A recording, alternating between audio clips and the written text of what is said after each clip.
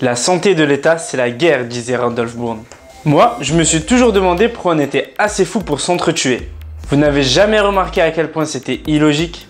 Partiriez-vous sur le champ de bataille si on vous le demandait? La plupart des gens ne veulent pas de guerre. Écoutez les personnes autour de vous, elles se diront pacifistes.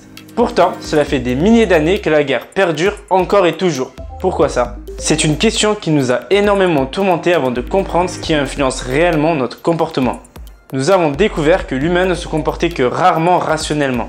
La plupart de nos comportements ne sont pas dictés par notre raison, mais par notre nature biologique. On l'appelle parfois l'instinct. Et notre instinct, lui, est dicté par des milliers d'années d'évolution de notre cerveau. Notre cerveau fonctionne de la même manière qu'à l'époque des premiers hommes, où la guerre était la solution la plus logique pour survivre. Les ressources étaient rares et précieuses. Les femmes aussi étaient précieuses. Il fallait donc se battre pour avoir accès aux ressources alimentaires et au sexe pour survivre et se reproduire. Ceux qui étaient combatifs, qui tuaient et qui pillaient survivaient. Et les autres mouraient. C'est de cette manière que ces traits de caractère se sont transmis à travers les gènes jusqu'à nous. En réalité, ces caractéristiques étaient déjà présentes en eux. Comment? Dans son livre Le gène égoïste, Richard Dawkins nous expose sa vision de l'origine de la vie. Les réplicateurs, des molécules qui se sont clonées d'elles-mêmes jusqu'à devenir trop nombreuses pour se nourrir sans devoir tuer ou voler l'énergie à ses rivaux.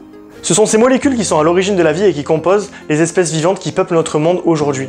C'est de cette manière qu'on a vu les micro-organismes se faire la guerre entre eux pour récupérer des ressources de plus en plus rares. C'est donc ces caractères hérités par les premiers organismes sur Terre, légués à nos ancêtres, qui leur ont montré l'exemple à suivre. Aujourd'hui, on crée assez de nourriture pour nourrir tout le monde.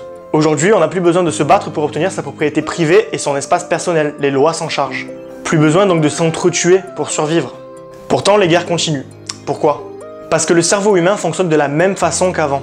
On retrouve toujours ces comportements qui nous poussent à s'approprier les ressources, à avoir toujours plus que son voisin. Et on ne s'en rend même pas compte. On se trouve des excuses, on invente des concepts comme le bien et le mal pour justifier les horreurs commises. Mais au fond, on détourne le regard de la vraie raison.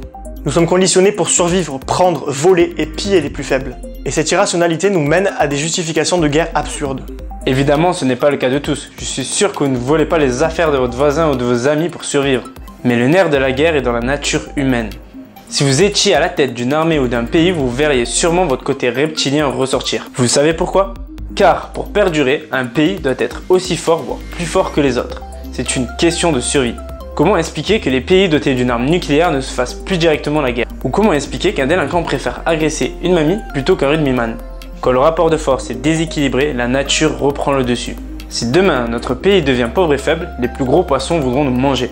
Ils n'auront pas de pitié et s'inventeront des excuses pour nous prendre tout ce qui nous reste. La guerre n'est pas un facteur social, mais biologique.